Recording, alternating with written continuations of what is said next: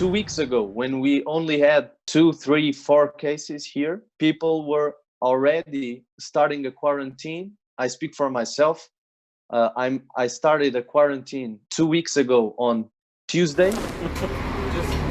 Çağatay anlat buranın ne olduğunu.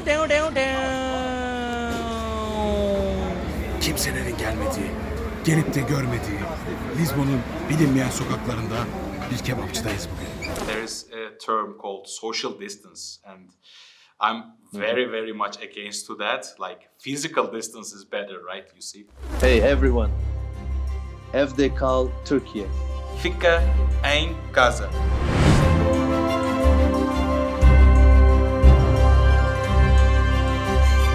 What's up, everybody? This is Çağatay Aydın here, and this is my very first English video on YouTube.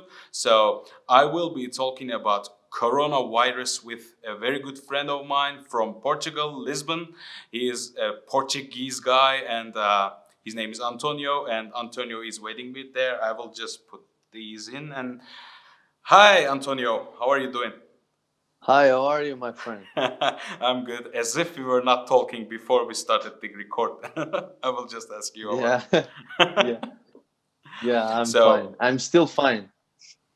Yeah, we are trying to be fine in all over the world. So I will just go straight forward and ask who is Antonio and tell our audience about you. Okay, so that they will get to know you.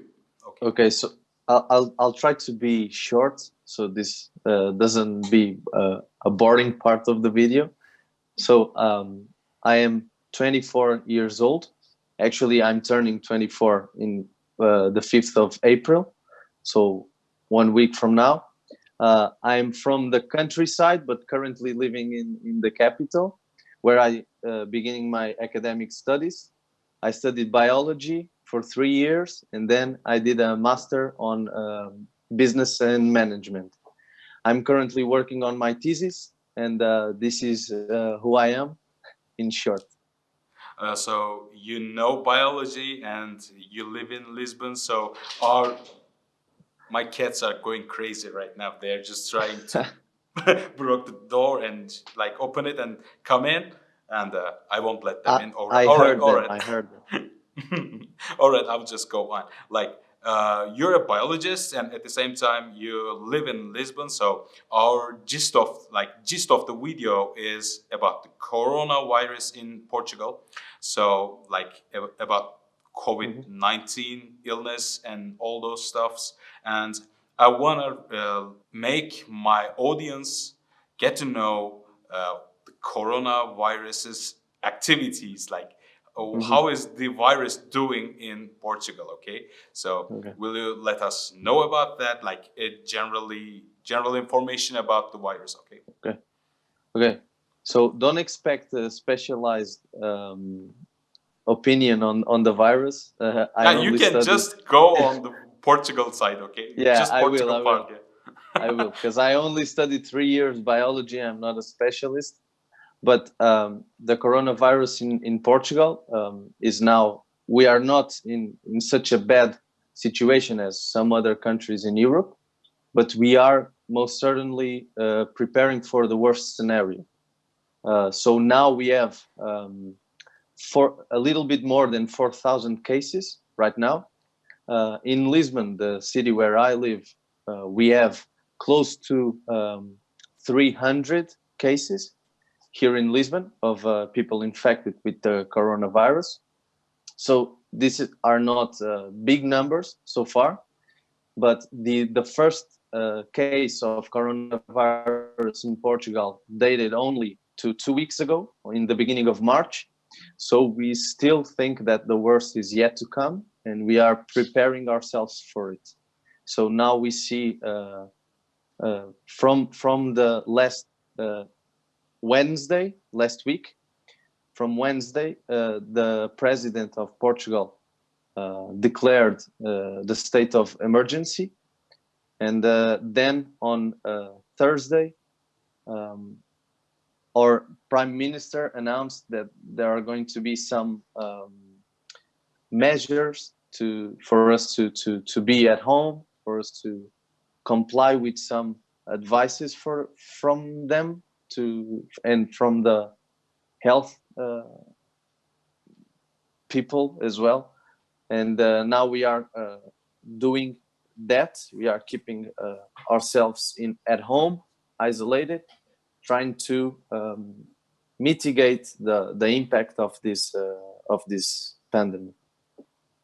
Yeah, I was just right now. I'm just checking the updated number of infected people in Turkey, and it's exactly like 5,698 people infected in Turkey, and 92 people dead because of COVID-19 in Turkey. Yeah. And we have very similar cases like in Turkey with Portugal. Like the 2 weeks ago, there was no, if I'm not wrong, 2 weeks ago there was no COVID-19 in Turkey, but today even some of the most credible people in Turkey are infected. We have some rules that are told by our governments about the quarantine, that we have a hashtag evdekal thing. Evdekal means in Turkish stay at home.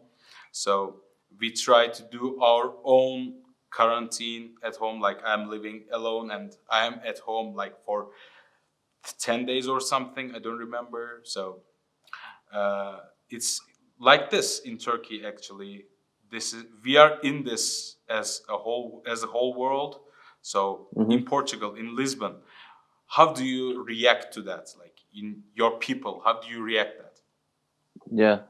So in Portugal, I have to make something clear here. At least is my opinion. Sometimes we talk a lot of trash about the media, and I think in Portugal they had a really important role in this coronavirus situation. So here in Portugal, as we are speaking, the virus only came 2 weeks ago, but actually before there was a chaos situation, the media was already spreading the word and telling us that we should stay at home. And actually 2 weeks ago, when we only had maybe 2, 3, 4 cases here, people were already starting a quarantine. I speak for myself. I started a quarantine 2 weeks ago on Tuesday, and a lot of Portuguese people started this quarantine without the government saying that we should do it. So before the government took actions, people were already doing something to try to build a barrier and stop the quick spreading of the COVID-19. And that's a good side of the story. Of course, that at the beginning we had some people that still went out to the beach, and yeah, we had. It was the same. Yeah, actually, we had here an image in Portugal that went viral about a beach near Lisbon, which in the same day that the OMS declared the state of pandemic crisis, the same day our beaches were full. But then I think a lot of social pressure started building in, you know, and people went like, okay, maybe this is more serious than I thought. Maybe I should stay home. And I believe, and I want to believe, it's a hope that I have, that that action that the Portuguese people, a lot of them, took before the government took some actions of their own, that beginning actions from the Portuguese people will have some good impact on the spreading of this virus. I think they will be positive. Well, actually, in Turkey, it was exactly the same. Like people were fishing on the coasts, and they were just running on the beaches and everything. Like in Istanbul, in Izmir, it was like exactly what it was like what I'm telling you. And today, our Ministry of Internal Affairs, like the one in charge, just just announced that it will be banned to go to beaches and coasts and fishing and everything. It will be banned today, like parking today? spots, like picnics, starting from today, and it will be banned for who knows till when. And it will be like this starting from today. From now on, it will be banned. But actually, I don't want to get into this issue so much. But religiously, in Turkey, there is a belief that it's faith. It's our faith, they say. And if our faith is like, it's something like this. If we're gonna die in a certain time, certain place, it's known by Allah, and Allah, God in Arabic religion, like Islam. And they say it will be known by Allah, and Corona wouldn't change that. Like it's all responsible, like we are all responsible from God, and nothing will change this. So they do not get themselves protected. Sometimes they say, okay, it's my faith whether I will die or live. So they do it this way. And actually, like more secular looking countries, especially in Middle Europe, they even started like going to church and praying, and they are so-called secular countries.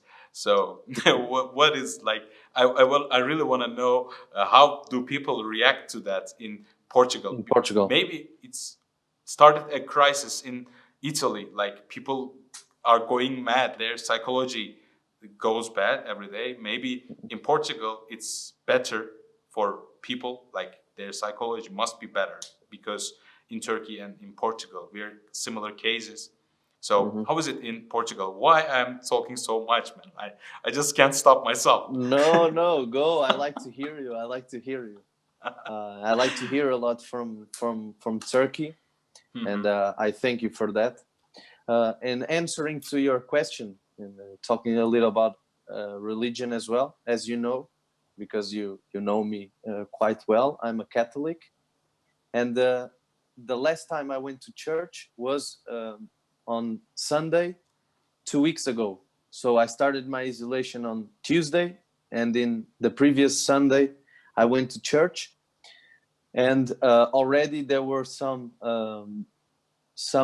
procedures in church that were not done. So for example, we have one part of our celebration where we kind of give graces to each other. So we kiss or we hug, and on that day, church, that part was cut out from the celebration. Okay, and it was 2 weeks ago. So before even the government or the president say anything about it, the church already did this. And then before the government and the president, the church announced that they were going to suspend the celebrations, and they were going to suspend also some religious events that were going to take place in a lot of cities. And a lot of priests are giving their celebrations every day online. So we can attend online the celebrations, and so church is closed here. Like, well, mosques are closed here too, but like ironically, like it's kind of funny to me. It was like there is Friday is the most important day for Muslims. Okay, so in Turkey they go to mosques and pray, and do their prayers, okay, like all together, like side by side, but they're very close to each other, they are touching each other, and the imam, like the one in charge, like the priest of you, okay, imam announces them to stay away from the crowd, okay, like he announced them to stay away from the crowd, and they're like side by side touching each other, and thousands of them, like isn't this ironic, man? Like in Turkey, it's the things are like this in Turkey. Yeah, like, yes, but in a certain aspect, I understand it. It's like smoking, right? So if you want to smoke, you know it's bad for your health. At least don't smoke near to someone that doesn't smoke. So by the way, I quit you see smoking, what I mean? you know? You see what I mean? You quit smoking. Yeah. Congratulations. Like Congratulations. 3 months or so, like I'm not smoking anymore, like never smoked, and Good. I don't, yeah, and good. I'm glad for you. I'm done with it, I guess, like. Yeah. But I wanted to just to add up something, because you were talking about this belief that people have that it's the faith. It's faith. Here in Portugal, it's not really about religion, but we have some people that still go out and believe that nothing is going to happen to them, and ironically, because they are the population who's at risk, the old people do this. You know, we have a problem with the old people because. Is it like this? Like they do not believe on the news or something? They think it's a kind of conspiracy theory or what? Some of them. No, I don't believe that's the case. I just think that a lot of them they believe like it's just a flu, and I've been through so much in my life. It's not this that's going to affect me. I just want to do my life, so please don't annoy me. But thank God, from the government took some action in that way, and now we have police officers who are patrolling the streets, and we have to, all of us that are staying home safe, we have to thank to these officers, as well as the people who work in healthcare. Also, we have to thank them, because they are doing the job for us. But the police officers, they are now patrolling and controlling, and you have to go out with a specific purpose. You can only go out with a specific purpose, or to go to the pharmacy, or to go to the supermarket, or to help some related person to you who needs your help, and you have to prove this as well. So we have control on the streets. For example, the beginning of this week, my sister, which is in another city, was stopped from the police. Were stopped, and they asked her what she was doing, and she had to show the receipt of the grocery store. Yeah, I understand. Like, I wish you knew Turkish and you would watch my other videos. A few days ago, I just shoot a video with a friend in Milan, and he is there for PhD and his education thing, and he explained the thing like in Italy, things are just crazy. Like, I wouldn't want to see my country in that situation. Actually, I don't want to see any country in that situation. Like, you cannot go out without, like, a receipt wouldn't work in Italy. Like, you need like permission papers. Like, I don't know what's written on them, but it's just saying you can go out or you cannot. And the coronavirus is just getting weirder every day, because you know what? China banned its borders, like from outcomers to the, like, isn't this crazy? Like, what's happening? Yeah, it's really a crazy situation. I was just shopping today. I had to shop today. I had to go to the supermarket, and I was standing there on the line, because here in Portugal now you can only go in the supermarket at a time. So I think at most they allow 15 people to be inside, but I'm not sure. But I think it's 15 people, and you have to wait outside with a certain distance from the other people, waiting for your turn to go in. And I was just there waiting, and I was thinking that, well, in my 24 years of life, my country was never at war or nothing like it, right? So I don't know what to expect. And I was thinking that this sure feels like it. You know what I mean? This sure feels like it. It's a silence war, but it sure feels like it. It's really strange to see people in this situation. And I never thought I would be in this situation. And now you were talking a little bit on politics and the politics of China closing their borders.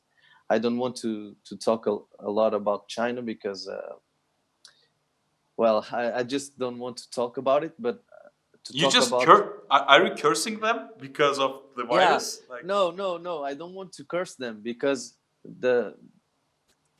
Because like hey, they have, yeah, this is a like, mutation, right? I don't know, Nothing because to do.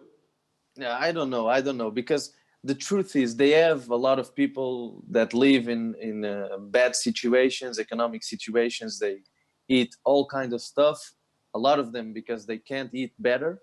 This is true, but they also have to have more sanitized control. They have to control their country in this way because But the we should think it that way, I guess. Like, what is the population of Portugal right now?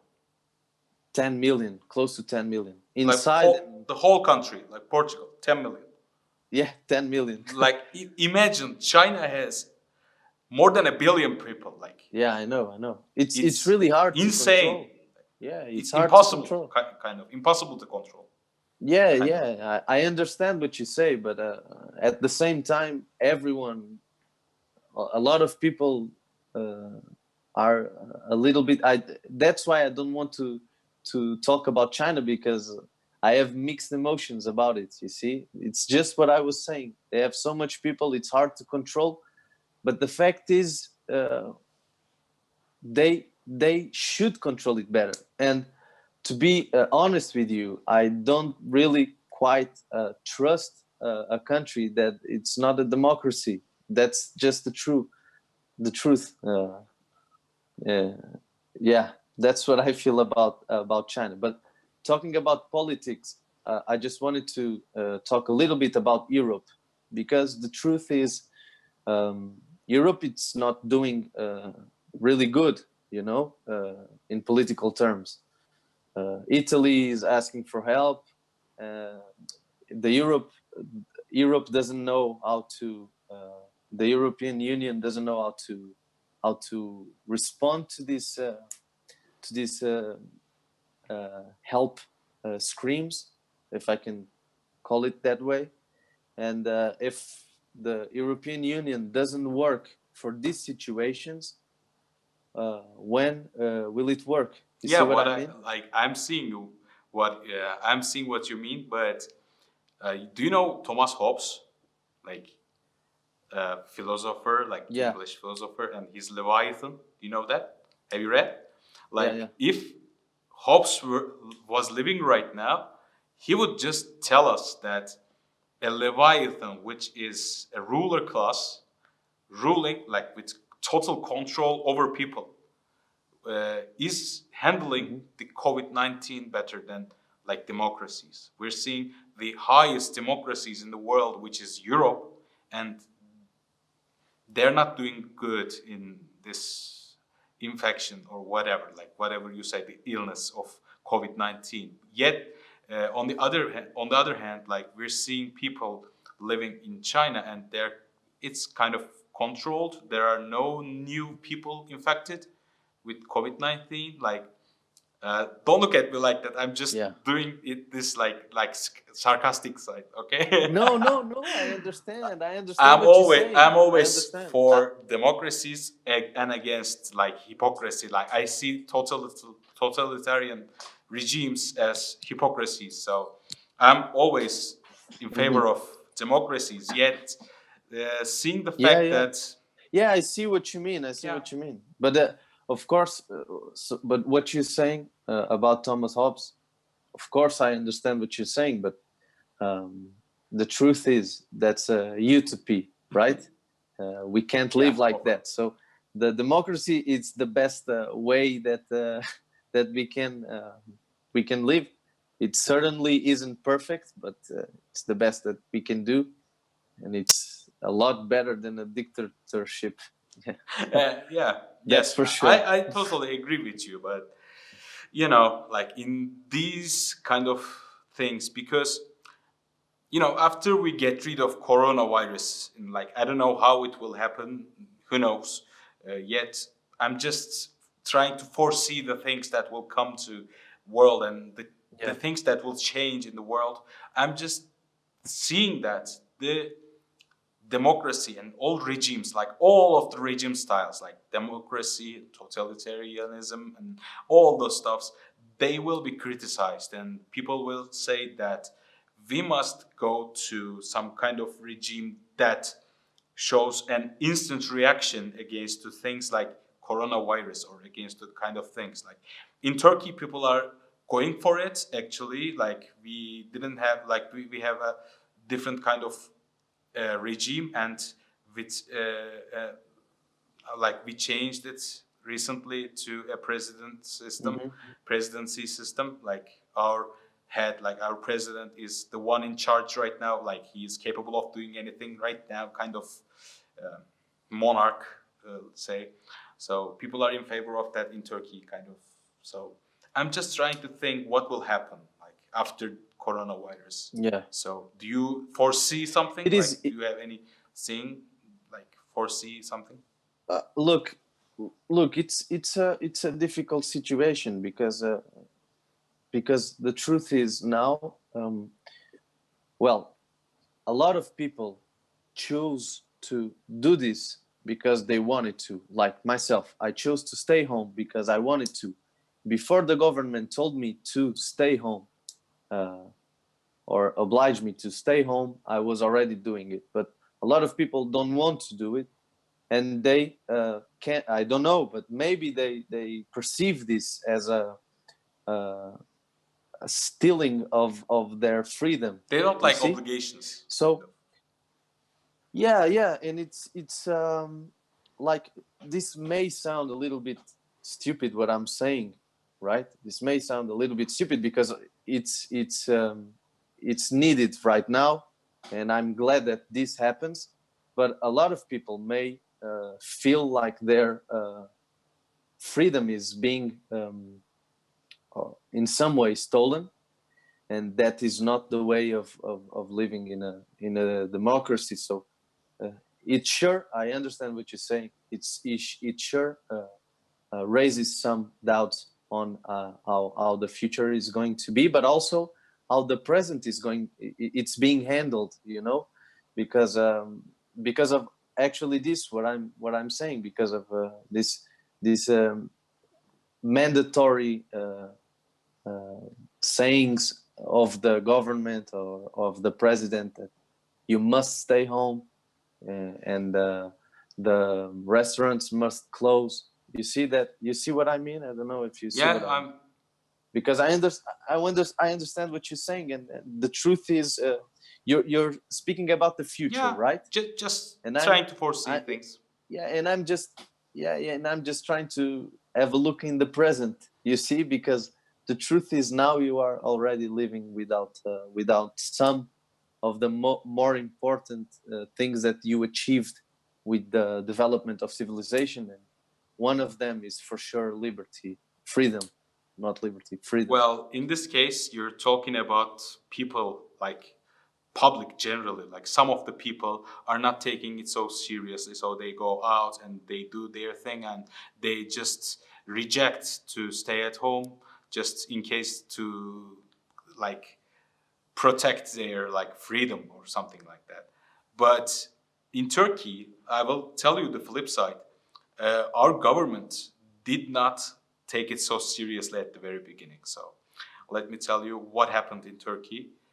You know, I'm a fan of Galatasaray, and I actually I actually love my team, and our coach Fatih Terim is like a father to all of us, all Galatasaray fans. Like uh, seriously, like he is like a father to us. And uh, 2 weeks ago, Corona came to Turkey. Like first, people get like illness, got the illness just occurred, and our government announced that. Then still we were playing the matches like without supporters. Like there were no people watching, but the soccer players were in the pitch, like playing their game. Like Fatih Terim told everyone that we should stop this. Like we shouldn't play the game anymore. Like he even said, like, say whoever you want is the champion, and we don't play. Okay, he said. Like he just didn't want to play, and guess what?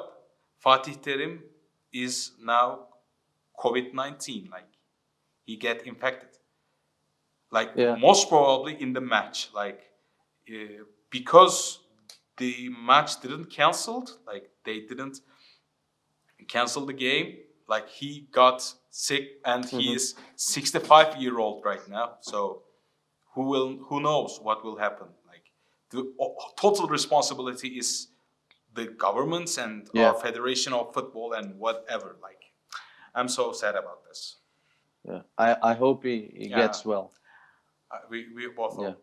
But in sports, in football here, actually we already had one. I don't remember how do you say.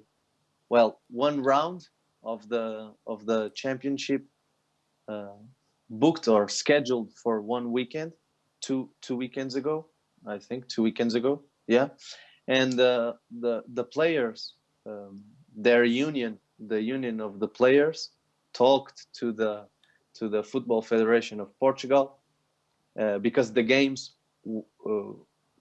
they should happen, so they wanted to happen the games at the same, but at closed doors, and the players united themselves and spoke to the Football Federation of Portugal, and they decided not to play anymore.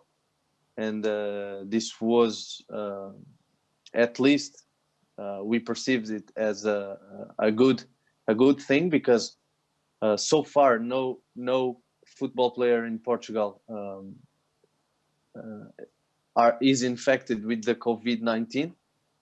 I believe that if someone was everyone would know. You know how it's like with football. News of football spread all over the world, and so far I believe that no football player in Portugal is infected, or coach. And on that, I like to leave you up with a note as well, because you were talking about your coach of your team. I just want to speak a little bit about the president of Sporting, because that's my football club. He's actually a doctor from the army, and he had to leave his position of president for the time being to help in the military, in the army hospital, as a doctor that he is, and now he is working there helping to fight the COVID-19 as well, and that's always a motive of proud for us Sporting fans. Well, I'm proud of him, like as a human being. Like how do I say? Well, I can support Sporting in Portugal. Like whenever I come there, I will be supporting them just for you. Yet I'm so sorry for what Başakşehir did to you, and they eliminated you in Come on. Europa League. Come on, you must. This was going so well. This was going so well. Yeah, it was a like awful game. last minute goal. Yeah. They beat you, right? Like with last Yeah, minute yeah, goal. they beat us. Yeah, you It must was know that crazy. no one in Turkey likes Başakşehir. We all hate Başakşehir, okay? So no other fans, like they have no fans. You must have seen the like the Yeah, the stadium was empty, right? yeah, it You was must have seen. completely empty. And well, if in Turkey, in Turkey, no one likes We all Başakşehir. hate them, yeah. Yeah, you all ate them, but here in Portugal, at least half Portugal now likes Başakşehir because Sporting was eliminated because of them. So the the fans of the other teams, especially from the Benfica fans, I'm sure they love that team. But it was a crazy game. Like I think the players of Sporting showed that they are uh, immature because they are really young, and uh, well, that happens because the last president that we had on our club let things went completely out of I don't even know how to say it. He lost track of the club, and people got in our academy. They fight with our players, and then the players decided they wanted to leave Sporting, and we lost tons of money in that way, in that time, and we lost all of our great players. Well, not all of them, but a lot of them. And then it was like a fresh start. It's difficult for a team with this size to have a fresh start, and we are playing with a lot of young players, and I'm just Yeah. trying to get some excuse for us losing the game. You don't need to That's the truth. because average age of Başakşehir is like 40. So Yeah, they are like all probably double age of your team. So you don't need to yeah, create some sort of excuse there. So let's go back to the coronavirus issue. So yeah. do you have any last things to say about like any message to give to Portugal people or Turkish people here or I am using the phone of my sister because this has a better camera. So I'd just like to thank you, Carolina, for lending me this thank you your phone thank you for this time. Carolina. Thank you. And yes, last messages. I would like to say everyone to stay at home. When you have to go out, at least what I do when I have to go out is I always make sure I don't touch anything with well, I always make sure that I don't touch my face if I touch other things with my hands. And when I get home, I wash really good my hands, and my shoes that I use to go outside, they stay at the door, so they don't come inside. And this is the standard procedures I do. So I wash my hands really good, and I leave my sneakers outside before I come in the house. And I believe that if you're careful, this is enough. Also, I would like to say, because in my city, in the countryside, we have no cases so far, and that's also a reason why I didn't go there and I stayed in Lisbon, was because I didn't want to be infected and take this horrible virus there. And I want to say to them, because I feel like now they are starting to be a little bit anxious with the fact that they don't have any cases. You see what I mean? It almost feels like they are expecting one case, always trying to. There are news coming out saying that one person maybe is infected and then it isn't, and I hope that they remain calm. Do the everyone do the procedures that we are told to do by the OMS and and the Portuguese government, and hopefully everything is going to be fine. We just have to stay home, keep in touch with our friends, keep in touch with our family. I really want to use some sort of thing, like there's a term called social distance, and I'm very much against to that. Like physical distance is better, right? You see? Sure. We're socializing at the same time, but we're distant in like for thousands of kilometers. We're distant, and we're socializing at the same time. So people must keep their socializing. Yet otherwise they will lose their they will go insane. Okay, so to stay sane, they must keep in touch with their friends and everything, and with your family as well. So let's do something like this. You teach me how to say "stay at home Portugal" in Portuguese, okay? And I'd say it. So, and I will teach you the Turkish version for Turkey, and you will say it in Turkish, okay? Okay, but this is unfair because I remember when you were in Portugal, you spoke really good Portuguese, and I was horrible. Yes, and I was horrible at Turkish, so this is going to be bad for me. Well, I have some linguistic skills, I must admit. Okay. So, you just repeat after me, okay? Evde kal Türkiye. You done very well. So just combine them all and say it at once. Evde kal Türkiye. Evde kal Türkiye. You've done very well. That's enough. And tell me the Portugal version. Okay. I would just make a special plan for the Turkish people now. Hey, everyone. Evde kal Türkiye. Yes, that's better. All the way better.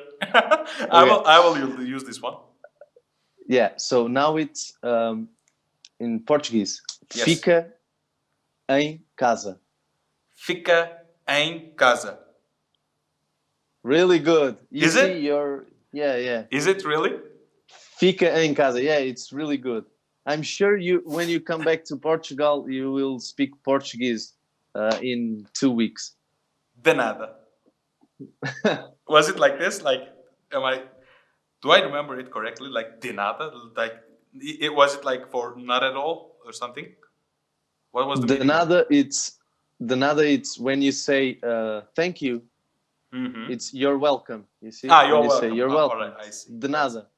Yeah. How is Miguel? How is Miguel and the other guys and everyone there?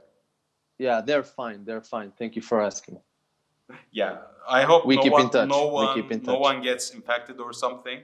I wish all best to you, and I have a surprise for you. Like I have my I don't know what to do, but like I will screen share this, okay, and I will show you a video of us. Oh my God. Wait a sec. I'm screen sharing this. Can you see that? Show Andre. Andre.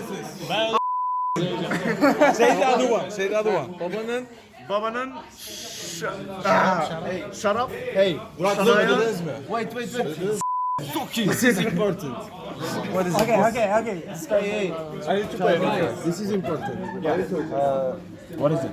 The owner is saying that she would like to invite everyone to a last beer on her. So after paying, she will give you a beer. Sure. Okay. That's perfect. Ben de zannettim bir tane bira falan diyecekler. 10 numara insanlar ya, yemin ediyorum. Öyle bir şey yok. Türkiye'de olsa var ya, Türkiye'de olsa diyecek ki sessiz ol. Vallahi bak ya. In Portugal, we call this beer a baladiça. A baladiça. We call in our region a baladiça. The last beer. Like goodbye. Right, man. Yeah, it was amazing. Yeah. It was amazing. I hope we can repeat that. Yeah, I really hope that too. So actually, what happened exactly there was something like this.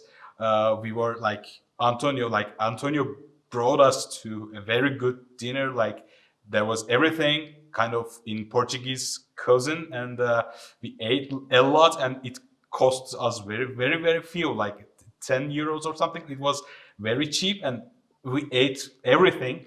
And we were just at the end of the day, we were just trying to teach us, like we were trying to teach you guys, like Portuguese guys, Yeah. there, swearing words in Turkish, and they were just swearing at us like in Turkish, and finally the owner of the restaurant said something to us, and we do you know what, Antonio, we all thought that like she was warning us because of the noise we're making, and like she was kind of trying to kick us out like of the restaurant. Yet it was not like that at all. She just invited us for a beer. Like she just what was the name of it? Like goodbye beer. Like what it was there was a name for it. Yeah, we call it a baladissa. Baladissa. A baladissa. She invited us for a baladissa, and it was great. And I have very good another video, which is with Hero of Kebab. Yes. You must see this one. Yes, I must tell you, you haven't seen this one before. Okay. As you, I believe I've never seen that. Çağatay anlat buranın ne olduğunu. Kimselerin gelmediği, gelip de görmediği Lizbon'un bilinmeyen sokaklarında bir kebapçıdayız bugün. Evet, bu kebapçı daha önce gördüğünüz hiçbir kebapçıya benzemiyor. Bu kebapçı ona saldıran 4 kişiyi, elinde silah olan 4 kişiyi elindeki döner bıçaklarıyla haklayarak hakkını savunan ve o döner bıçakları sayesinde ekmeğini koruyan Hero of the Kebap, yani kahraman kebapçı olarak geçen bir abimiz. Ve o abimize merhaba dedik. Evet. Merhaba abimiz dedik. İşte burada. Kebapların kahramanı. Kralı ya. Kralı. Hero diyorlar ya ondan. Evet. İşte gördünüz ne kadar mütevazı. Kahraman olmasına rağmen kendine kral diyor. İşte böyle. Olsun abi o abi. Şimdi bir şiirle bitirmek istiyorum. I will just stop sharing. Well, Great. it was just amazing night. So I really thank you, man, for coming along and sharing your thing with us, with the audience, and your experiences about coronavirus. I thank you for the invitation. I thank you for the invitation. Thank you for having me. It was a great pleasure to be talking to you. Yeah, it's so great to be talking to you too. All right, then I will see you, like maybe probably I'll come back to Lisbon if we get rid of this COVID-19 thing. Yes, hopefully we will. I wish the best for you and whole Portugal. Thank you. I wish the best for you too and for... Fica em casa. Yes. Okay, see you, man. Thank you. See you. Thank you.